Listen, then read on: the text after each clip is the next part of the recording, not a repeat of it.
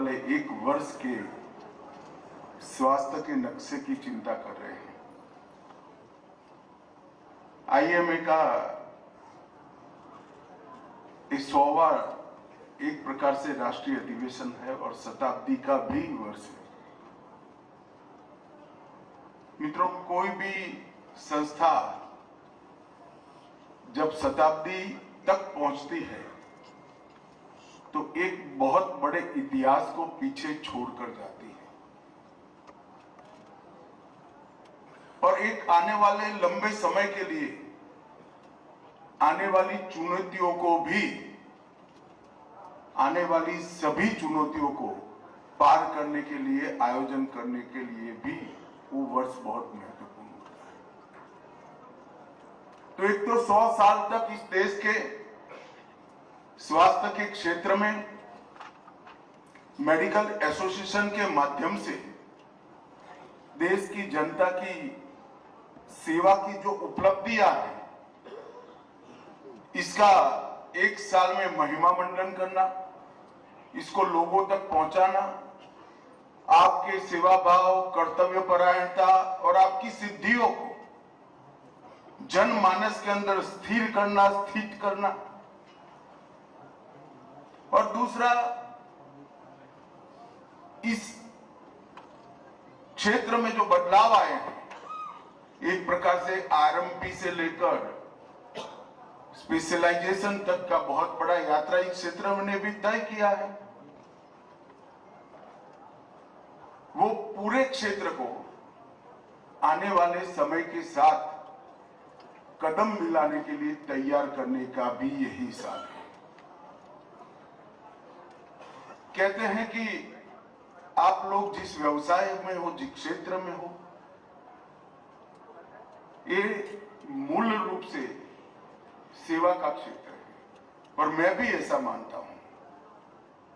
जब कोई व्यक्ति बीमार होकर डॉक्टर के पास जाता है और विशेष रूप से जब गंभीर रूप से बीमार होकर जाता है, उसको कहीं और ईश्वर नहीं दिखाई पड़ता, उपचार करने वाले डॉक्टर में ही ईश्वर का दर्शन है। तो इस क्षेत्र के एथिक्स के डायमेंशन को भी 100 साल के बाद एक बार पुनः विचार करना चाहिए। जिनका जीवन शुद्ध हो, विचार शुद्ध हो, आचार शुद्ध हो, मैं तो आग्रह करूंगा कीर्तन भाई और डॉक्टर नायक को कि आप लोग एक टीम बनाकर एक ऐसी टीम बनाइए कि जो इस क्षेत्र के एथिक्स को भी रीडिफाइन करे, आज के अनुसार बनाए। 100 साल पहले बनाए गए एथिक्स के डायमेंशन और दायरे आज काल बाह्य हो गए और मुझे लगता है कि इसका मेडिकल एजुकेशन में भी समावेश करने के लिए एक सुझाव आईएमए ने भारत सरकार को देना चाहिए, क्योंकि मेडिकल साइंस अकेला सिखाने से कोई सफल डॉक्टर नहीं बन सकता। इस क्षेत्र के जो एथिक्स के सारे डायमेंशन है वो हमारे शिक्षा का हिस्सा होना चाहिए और ये करने की जिम्मेदारी आपकी है, क्योंकि एथिक्स को कोई थोप नहीं सकता। एथिक्स कानून से नहीं आ सकते, मॉरल चीज है। अगर आप ही एथिक्स को रीडिफाइन कर भारत सरकार को देते हैं और उसको मेडिकल एजुकेशन के कोर्स का हिस्सा बनाते हैं, तो आने वाले दिनों में जो भूपेंद्र भाई ने बताया संख्या बहुत बढ़ा दी है, मगर मुझे लगता है संख्या अच्छे डॉक्टरों की बढ़ेगी, सेवा को धर्म मानने वाले डॉक्टरों की बढ़ेगी, जिसकी बहुत जरूरत है। एक सम्मान जो जनता के मन में इस 100 साल की तपस्या के कारण अर्जित हुआ है, एक विश्वास अर्जित हुआ है, वो विश्वास को कई दशकों तक, सदियों तक आगे ले जाने के काम ये रीडिफाइन एथिक्स करेंगे, इसका मुझे भरोसा है। आज 27 राज्यों से 5000 से ज्यादा प्रतिनिधि यहाँ पर आए हैं और आईएमए को नए अध्यक्ष ही प्राप्त हुए हैं। अध्यक्ष एक प्रकार से मैं बहुत लंबे समय से डॉक्टर नायक को जानता हूं। केतन भाई के साथ बड़ा गहरा रिश्ता रहा और केतन भाई के साथ ही डॉक्टर नायक एक प्रकार से टीम बनकर काम करते रहे। बाकी नायक साहब के बारे में बाकी जो भी अच्छाइयां है डॉक्टर देसाई ने बताया है उसको, मगर मैं ऊर्जा के बारे में मैं गारंटी लेता हूं ऐसा ऊर्जावान अध्यक्ष शायद आपको पसंद है। डॉक्टर नायक बहुत ऊर्जावान अध्यक्ष है, मुझे विश्वास है इनके आने से एक प्रकार से आईएमए को बहुत गति भी मिलेगी, ऊर्जा भी मिलेगी और लक्ष्यों की सिद्धि की ओर वो आगे भी बढ़ेंगे। मैं आज सभी यहां उपस्थित और अनुपस्थित डॉक्टरों का हृदय पूर्वक कोरोना के समय जो भारत के डॉक्टरों ने सेवा की है, इसलिए हृदय पूर्वक उनका अभिनंदन करना चाहता हूं। मैं खुद 3 बार बीमार पड़ा था कोरोना में और गृह मंत्रालय कोरोना की मुहिम को देख रहा था, कोरोना का खिलाफ लड़ाई को देख रहा था। मुझे मालूम है किसी भी क्षेत्र में काम करने वाले किसी भी डॉक्टर ने कभी ना नहीं बोला, अपने सेहत की चिंता करे बगैर लोगों की। और शायद ही विश्व में ऐसा कहीं उदाहरण लोगों के सामने होगा कि एकजुट होकर, एक मुश्त होकर अपने स्तर की चिंता करे बगैर, अपने होदे की चिंता करे बगैर हर डॉक्टर केवल मरीज की चिंता और मरीज से अपने रिश्ते को पवित्रता से निभाने का काम करता था। मित्रों, एक बहुत बड़ी पूंजी है देश की। जो समाज जीवन के विज्ञान को जानते हैं उनको मालूम है कि देश की बहुत बड़ी पूंजी है। हर रोज अपने निजी व्यवसाय में व्यस्त रहने वाले लाखों डॉक्टरों को उस वक्त मैंने देखा था, चुपचाप सरकार ने जो काम कहा वो किया और नहीं कहा वो भी किया। मुझे तो बड़ा आश्चर्य था, यहाँ मेरी कॉन्स्टिट्यूएंसी में एक बहुत बड़े मैदान में हमने मिलिट्री का अस्पताल लगाया था जहां 4000 बेड थे। आपको आश्चर्य होगा, मैं पहली बार सार्वजनिक रूप से एक्नॉलेज करता हूं, 700 गुजरात के डॉक्टर जो सेवा से रिटायर्ड होते हैं, वो हो गए हैं, वो गांव से आकर वहां पर सेवा दे रहे थे और निःशुल्क थे। और मैं भी खुद बीमार था, मगर मैं ध्यान रखता था अस्पताल में से उस 700 में से 132 को वही कोरोना लगा। ये बहुत बड़ी बात है भाई। कोई सरकार का बंधन नहीं था उन पर, वो रिटायर्ड हो चुके थे। सरकार के पास इनकी सूची जो थी इसमें भी कई डॉक्टर नहीं थे। मैंने तो रिटायर्ड डॉक्टरों की सूची लेकर सबको एसएमएस किए थे एज ए मेंबर पार्लियामेंट, परंतु कुछ लोग तो सूची में भी नहीं थे, मगर एक दोस्त को एसएमएस आया तो वो एसएमएस से मैसेज लेकर यहाँ सेवा करने के लिए आया था। ये जो भाव है ये देश की बहुत बड़ी पूंजी है। हमारे देश के प्रधानमंत्री ने विकसित भारत की कल्पना हम सबके सामने रखी। 2047 में जब भारत देश की आजादी की शताब्दी मना रहा हो तो कोई क्षेत्र ऐसा ना हो जहां समग्र विश्व में भारत सर्वप्रथम न हो। मगर ये उद्देश्य हमने अचीव करना है तो सभी प्रकार से हेल्दी डेमोग्राफी का सृजन करना पड़ेगा, जिसमें आपका बहुत बड़ा रोल है। सभी प्रकार की मानसिक हो, शारीरिक हो, ऊर्जा की दृष्टि से हो, उत्साह की दृष्टि से हो, हेल्दी डेमोग्राफी का सृजन करने का काम और वो प्रक्रिया में आपका बहुत बड़ा रोल है। और इसके लिए 2014 से लेकर 2025 तक इस 11 साल में होलिस्टिक व्यू के साथ एक बहुत बड़ी हेल्थ इकोसिस्टम बनाने का प्रयास किया गया है। प्रयास पिसमिल है, जितना प्रचार होना चाहिए इतना हुआ भी नहीं है और श्रृंखला बनाकर किसी ने आज तक रखा भी नहीं है, तो दिखाई भी नहीं पड़ता है। मगर मैं आपको आज पूरी श्रृंखला याद कराने का प्रयास करता हूं। सबसे पहले हम स्वच्छता मिशन लेकर आए, हर घर में शौचालय बनाने का अभियान चलाया। आप सब समझते हैं स्वास्थ्य से इसका कितना जुड़ाव है। अगर शहर, गांव, कस्बे स्वच्छ हो जाते थे, घर के आसपास की चीजें स्वच्छ हो जाती है, तो कई सारी बीमारियां पैदा होने से ही रुक जाती है।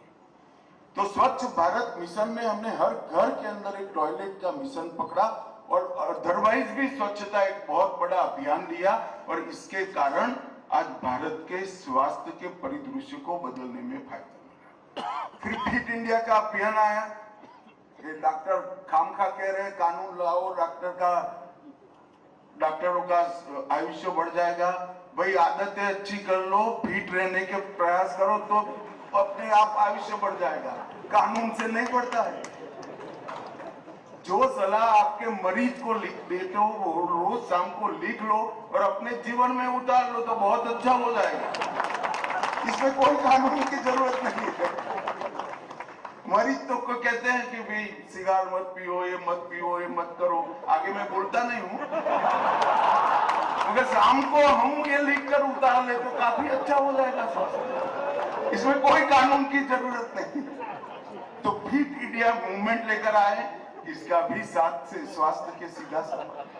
प्राथमिक शाला के बच्चे को खेलने की आदत डालने के लिए हम खेलो इंडिया लेकर आए, जिससे व्यायाम, खेल इसके मानव जीवन का स्वभाव बने। योग दिन को मनाकर योग को नीचे तक परकोलेट किया। आज मैं विश्वास से कह रहा हूं कि 2015 के पहले योग करने वाले, योग के जीवन का हिस्सा बनाने वाले लोगों में हमने कम से कम 40% की बढ़ोतरी की है, और इससे स्वास्थ्य निश्चित रूप से अच्छा। आयुष्मान भारत स्वास्थ्य का सीधा रिलेशन स्वास्थ्य बचाने के लिए खर्चा करने की क्षमता पर था। तो 5 लाख और कई राज्यों ने 10-10 लाख की योजना की है, तो 15 लाख तक का पूरा खर्चा आज 70% भारत में फ्री ऑफ कॉस्ट हो गया, और 5 लाख का 100% भारत में। ये बहुत बड़ी उपलब्धि है, और एक प्रकार से आपका पोटेंशियल भी बढ़ता है इससे। मगर डॉक्टर इसको रेट के साथ जोड़कर देखते हैं, अरे भाई पहले कुछ नहीं था, अभी ये है, इसका तो स्वागत करो। आयुष्मान भारत ने भारत की स्वास्थ्य में बहुत बड़ा अंतर लाया है। आभा और इंद्रधनुष एक प्रकार से दुनिया को आश्चर्यचकित करने वाला टीका लगाने का अभियान भारत सरकार ने चलाया, और ढेर सारे रोगों से बच्चे के शुरुआती जीवन से ही इसको सुरक्षित करने का हमने काम किया। 1,65,000 करोड़ का ऐसा इंफ्रास्ट्रक्चर जो आपके स्तर के यहाँ सभागार में बैठे वो डॉक्टरों को तो दिखाई नहीं पड़ेगा। मैं पीएससी और सीएससी की बात करता हूँ। 1,65,000 करोड़ रुपया CSC, PSC, community health centre और पब्लिक हेल्थ सेंटर के इंफ्रास्ट्रक्चर को बढ़ाने के लिए और स्ट्रेंथन करने के लिए हमने खर्च किया, जो एपरेंटली नहीं दिखाई पड़ता, जो शहर में प्रैक्टिस करते हैं उनको नहीं दिखाई पड़ता। सस्ती दवाइयों का, जेनरिक दवाइयों की एक बड़ी श्रृंखला की, इंश्योरेंस को भी जीएसटी हटाकर सस्ता कर दिया, और मेडिकल सीटें ये सब करने के बाद डॉक्टर ही उपलब्ध नहीं है तो क्या करेंगे। 51,000 से 1,30,000 तक डॉक्टर हर साल देश में अब डॉक्टर बनकर बाहर निकलते। एम्स का भी दायरा हम बढ़ा रहे हैं, और आने वाले क्षेत्र दिनों में एम्स के माध्यम से पीएससी, सीएससी तक टेलीमेडिसिन और वीडियोग्राफी से मार्गदर्शन का कार्यक्रम भी हम हाथ में लेने वाले हैं, बहुत साइंटिफिक तरीके से लेने वाले हैं। तो पीएससी, सीएससी में जो छोटा डॉक्टर है उसको मालूम होगा आने वाले दिनों में कि हर मंगलवार को 3 से 5 हृदय रोग के विशेषज्ञ लाइन पर होंगे। इससे वो वीडियो कॉन्फ्रेंस हम दर्दी की भी करा सकते हैं, गांव के किसी डॉक्टर की भी करा सकते हैं, और इससे बहुत बड़ा फायदा होगा। इसको तुरंत ही सलाह मिल जाएगी, भाई तुम ऊपर आ जाओ, जहां हो वहां तेरा इलाज नहीं हो सकता, अगर हो सकता है तो उसको मार्गदर्शन। एक प्रकार से होलिस्टिक व्यू के साथ न केवल शरीर का रिपेयरिंग, रोग ही ना आए वहां से लेकर आ जाता है तो उसके अंतिम उपचार तक पूरी व्यवस्था को स्ट्रेंथी करने का काम किया। अब ये सब तो योजनाएं हैं, इसके इम्प्लीमेंटेशन पर भी सवाल कोई उठा सकता है, मगर मालूम ऐसे पड़ता है कि 13-14 में हेल्थ का बजट इस देश का 37,000 करोड़ था। मैं केंद्र सरकार के बजट की, राज्यों के बजट अलग है, 37,000 करोड़ था और आज 1,28,000 करोड़ हो गया है, जो लगभग 102% खर्च होता है। इसका मतलब कि जो योजनाएं बनी है वो धरातल पर उतरने का काम हुआ है और कई सारी ऐसी चीजें हमने की है। 1,81,000 आयुष्य मंदिरों को ताकत देना इस देश के गरीब और गांव के नागरिकों के लिए बहुत बड़ी बात है। आयुष्मान भारत, अटल मिशन, मिशन इंद्रधनुष, मलेरिया में 97% की कमी, लगभग थोड़े समय में मलेरिया से मुक्त हो जाएंगे। काला आजार बीमारी में हर 10,000 में एक केस से कम वाले ब्लॉक्स की संख्या में 90% से ज्यादा बढ़ोतरी हुई है। डेंगू में मृत्यु के दर में 1% तक हम लेकर आए हैं और लगभग माता मृत्यु दर में 25% की कमी हुई है। संस्थागत प्रसव में 20% की वृद्धि हुई है। शिशु मृत्यु दर लगभग आधा बचकर रह गया है और 5 साल से कम आयु वाले बच्चों की मृत्यु में भी आधा रह गया है। ये सारा अचीवमेंट तब होता है जब योजनाएं इंप्लीमेंट होती हैं। मैं आप सबके सामने विषय इसलिए रख रहा हूं कि सिर्फ इंफ्रास्ट्रक्चर नहीं बढ़ रहा है, नागरिकों के स्वास्थ्य के अंदर अभूतपूर्व परिवर्तन लाने का भी काम हुआ है और ये सब आपके जानकारी में इसलिए होना चाहिए कि आप लोग जो प्रयास कर रहे हो इसको ये इंफ्रास्ट्रक्चर के साथ, इस योजनाओं के साथ, ये प्रयास के साथ संरेखित करना चाहिए, अलाइन करना चाहिए, तभी जाकर ज्यादा परिणाम मिल सकते। क्या आईएमए रिसर्च करने वाले डॉक्टर को प्रमोट करने के लिए कोई योजना बनाकर भारत सरकार को दे सकता है? क्या आईएमए वीडियो कॉन्फ्रेंस और टेलीमेडिसिन की व्यवस्था से जो हम अभी जितने डॉक्टर हैं इसका ऑप्टिमम उपयोग करने के लिए कुछ वॉलंटियर्स ऐसे निकाल सकते हैं? शुरुआत में फीस न ले, बाद में फीस भी मिलेगी, एक बार स्ट्रक्चर हो जाएगा तो भाई दिन में एक 3 घंटा दीजिए आप। इस तरह के वॉलंटियर्स की आप सूची तैयार कर सकते हैं क्या? आईएमए का रोल डॉक्टरों की डिमांड सरकार तक रखना नहीं है, ये जरूर रखिए, मैं इससे भागने के लिए नहीं आया। आईएमए का रोल देश के हेल्थ इंफ्रास्ट्रक्चर को ज्यादा स्ट्रेंथी और अभेद बनाने का रोल आईएमए का होना। अब कानून की बात करते थे डॉक्टर मयंक नायक, 22 राज्यों ने कानून बनाया, अब क्या बचा है बताओ? और बाकी 6 राज्य जो बचे हैं, मैं नाम देना नहीं चाह रहा वरना आपकी कॉन्फ्रेंस पॉलिटिकल हो जाएगी। 6 राज्य ऐसे वहां कानून बनाओ या न बनाओ कोई फर्क ही नहीं पड़ता है, क्योंकि कानून तो अंततः इंप्लीमेंट होना चाहिए। 22 राज्यों ने बना दिया, गुजरात में मैं था तभी बन गया।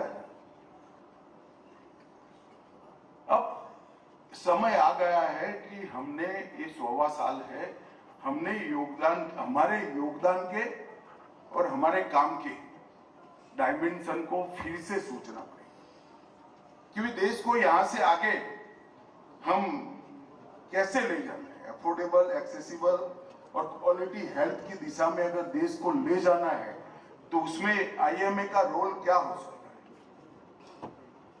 मित्रों, स्थापना से अब तक जो आपने किया है, इस देश में लगभग 10 लाख अलग अलग प्रकार के एसोसिएशन, ऑर्गेनाइजेशन चलते हैं।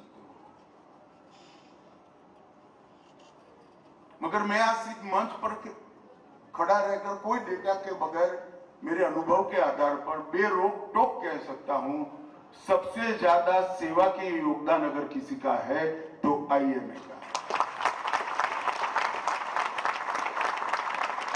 मगर ये हमारे लिए गौरव का मुद्दा हो सकता है, संतुष्टि का नहीं हो सकता।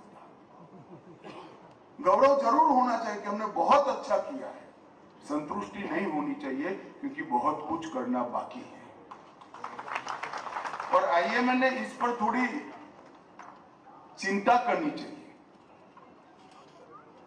बहुत सारे अच्छे काम कोरोना की तरह एड्स में भी हुए, टीकाकरण में भी आपने बहुत मदद किया है। 2500 से ज्यादा रक्तदान शिविर सिर्फ 2022 में किए हैं। पिंक हेल्थ प्रोजेक्ट और जन्म पूर्व लिंग निर्धारण को भी आपने बहुत अच्छे तरीके से मॉरल स्टैंडर्ड्स तय कर नीचे तक उतारा है। और सिर्फ कोरोना में कल ही मेरे डिपार्टमेंट ने मुझे भेजा, कोविड-19 की हेल्पलाइन में 20 लाख से ज्यादा कॉल आपने रिसीव कर उनको हेल्प करने का, बहुत बड़ी बात है। मैं प्रशंसा करने के लिए नहीं बताता हूं, आपकी क्षमता का आपको परिचय कराता हूं। अब एक क्षमता को डाइवर्ट कर हेल्थ सेक्टर की बाकी बची हुई समस्याओं के निराकरण के लिए लगाना है। क्षमता है हमें, इच्छा भी है, भाव भी है, सेवा का भाव भी है, वरना नहीं होता। मगर अब देश की रिक्वायरमेंट के आधार से आईएमए को हमने कैसे आगे ले जाना, इसके लिए हमने इलनेस की तरह जगह वेलनेस को एज अ कंसेप्ट एडॉप्ट करना पड़ेगा। दवाई के साथ साथ आग्रह पूर्वक की आपकी सलाह, बहुत बिजी होते हैं आप तो, ओपीडी की लंबी लंबी लाइनें होती हैं। मेरी माताजी बीमार रहती थी, मैं भी खड़ा रहा हूं लाइन में।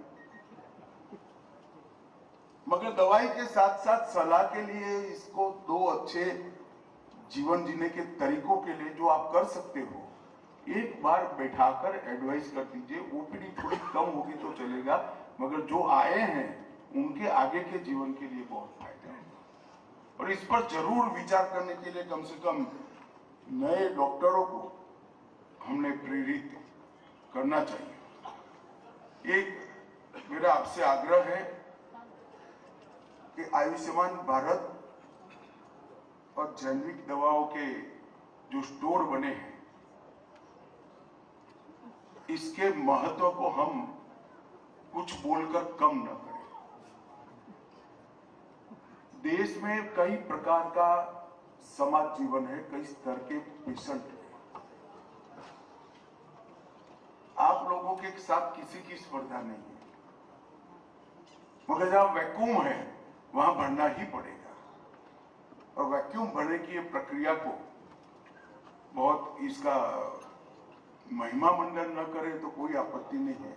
इसको थोड़ा नीचे गिराने का जो कई लोग प्रयास करते हैं, सब नहीं करते हैं, मगर उसको हमने एक प्रकार से रोकना चाहिए। अब मुझे मालूम नहीं है मेरे भाषण की मीमांसा क्या होगी बाद में, परंतु पीटर देसाई के आग्रह पर मैं आया। मैं उनको ना बोलता था, भले आदमी डॉक्टरों के सामने गृह मंत्री को क्यों ले जा रहे हो, बचता है वो ना हो, मगर उन्होंने आग्रह किया और मैं आ गया। मित्रों, मैं मन से इस देश भर के सभी डॉक्टरों ने आजादी के पहले से लेकर अब तक देश के गरीब दर्दियों के लिए, बीमार दर्दियों के लिए जो किया है, इसको मनपूर्वक सम्मान करता हूं। परंतु मैं आग्रह भी जरूर करता हूं कि अब देश में बहुत बड़ा बदलाव इस क्षेत्र में हो गया है। हम थोड़ा एक दिन का सेमिनार इन विषयों पर कर बदलाव को समझें और बदलाव में कहां हमारी जरूरत है इसको आइडेंटिफाई करें। और आईएमए बदलाव बदलते हुए जगत में आगे कैसे 95 पर खड़े हैं तो 100 पर ले जाने का प्रयास कर रहा है, इसका पुनर्विचार 100वें साल में जरूर करना चाहिए और एक बहुत बड़ा अभियान चलाना चाहिए। इसमें मैं तो बहुत मदद नहीं कर सकता, मगर मेरी मदद को जरूरत है तो मुझे जरूर बताइएगा। 100 साल ये जो सेवा के है, देश के स्वस्थ और बीमार हर नागरिक के पास पहुंचाने का प्रयास करना चाहिए। 100 साल तक इस देश के डॉक्टरों ने किस तरह से इस देश के बीमारों की सेवा की है, आयुष्य को बढ़ाने में बहुत बड़ा रोल दिया है। और इतना बड़ा बदलाव अब 100 साल पहले की डॉक्टर की व्यवस्था है और इसका कोई डॉक्यूमेंटेशन करे, इससे लेकर आज तक स्पेशलाइजेशन तक कितनी बड़ी यात्रा तय की है, एक गौरवपूर्ण यात्रा तय की है।